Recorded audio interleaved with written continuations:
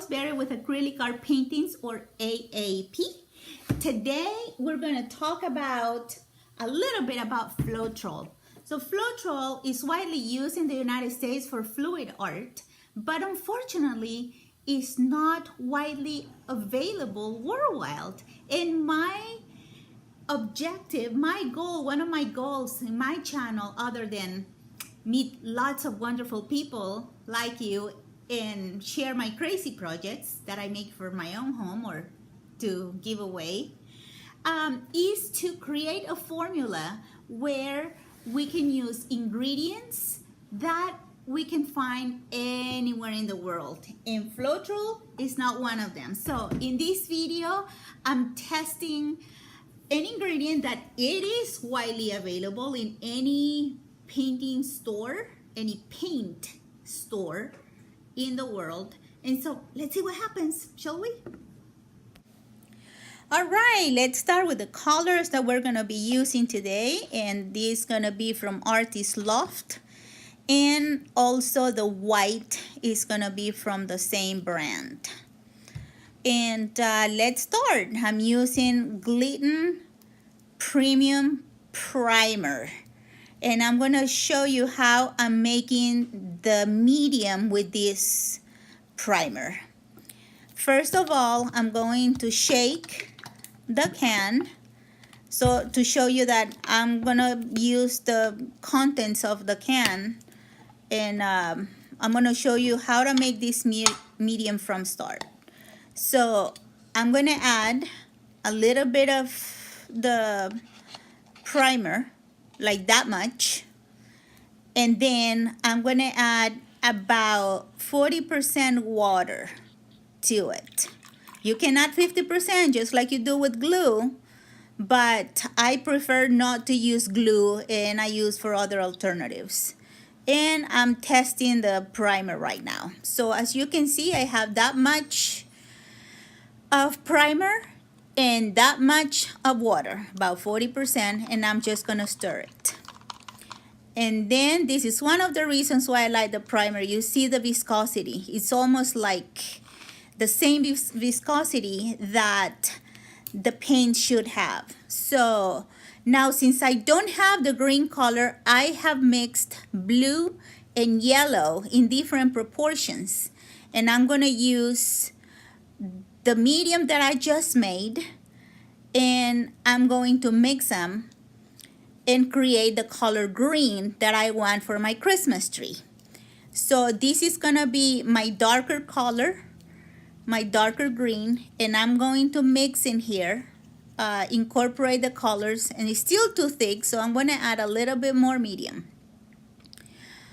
And I will continue to incorporate. Now it didn't still too thick, so I'm adding a little bit of water. And these should suffice. And I'm gonna show you the viscosity once it's ready.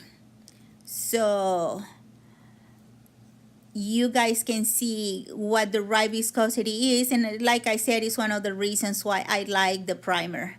And yeah, you can call me crazy, but tell me something I don't know. And there you go. That is the viscosity I'm looking for.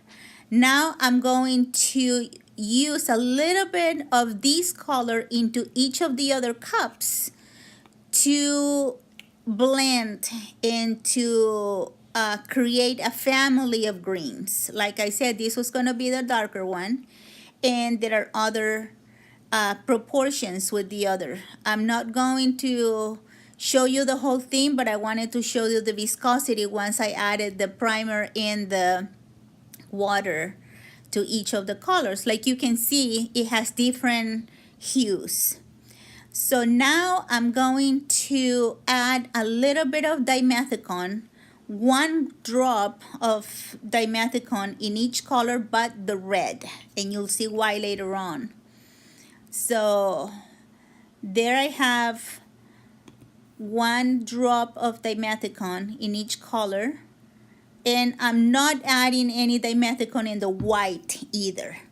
So I'm going to stir it really quick, not over stirring, but just a little bit, to incorporate the dimethicone in the paint, as you can see. Now I am ready to create my dirty cup, and I'm gonna start with the lighter color because that's the one that I want on top. So I'm gonna do that first, and then I'm going to incorporate the darker colors, and I'm adding a little bit of dimethicone in between colors just because I'm testing and I can. And so I'm creating the rest of the colors, and now I'm ready to start with my canvas, and I am adding the white. As you can see, it's very thin and it does not have any dimethicone in it. So I'm going to smear it through my canvas to start my dirty slide. There you go. See, make sure to cover all the corners, and we're ready. So now I have my cup. Then I'm going to start using to create the tree shape, and I'm sliding from one side to another very carefully. So I know from your side it's gonna look almost like a tornado, but you'll see later on the shape of the tree as I'll show you the whole picture. See, just one side to another very carefully. It's actually quite therapeutic. Now there you go. And now I'm going to apply a little bit of heat to bring out the dimethicone and burst some air bubbles that may have had. So that's it. And now we're ready for the next step. Remember that red one that I told you I was not going to use dimethicone? Now I'm going to use a dropper, and they're going to be my Christmas decorations. So don't tell me they look like apples, but they're like my Christmas decorations. See, they're red. And so I'm just gonna put them all around my Christmas tree, and there it is. And I'll show you the next steps coming up. When working with dimethicone, it stays in the surface after the paint dries. In order to remove it, I'm using cornstarch in here, and I'm going to put it on top of the painting, and this should absorb the dimethicone. So as you can see here, that's the part that is the most oily, and so that's where I'm putting my cornstarch. Now with a dry towel, I am very gently going into a circular motion to absorb, to remove the dimethicone. See, just for good measure, do it to the whole painting. Now I am ready. It's all painted, and it's all dry, and as you can see, it has some texture in it that we're going to talk about later when I give the wrap up. But I just wanted to show you how to remove the dimethicone. All right, guys, so this is the dry painting, and it's already been varnished, but I'm gonna tell you what my experience has been. So over here, I added just the leftover paint that I had in the cup, and I went this way. And since I thought I was recording and I wasn't, I'll tell you what I used. This is gold, metallic gold that I have in the bottle. And so I started from the bottom up, all the way up while the paint was still wet, and it dried like that. And then for the star, I took this wooden stick and I used it as a ruler in here, like this. And then I used this brush, dipping directly in the paint, and I started drawing the lines like this. And then like this, and then like that. And then I just fill them up with yellow and white. And that's it.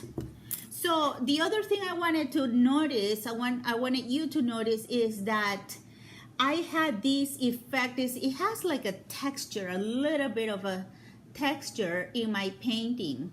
Here in my paint, I don't know if it's the paint I used or if the primer is makes this kind of effect. I'm okay with it like this for the moment.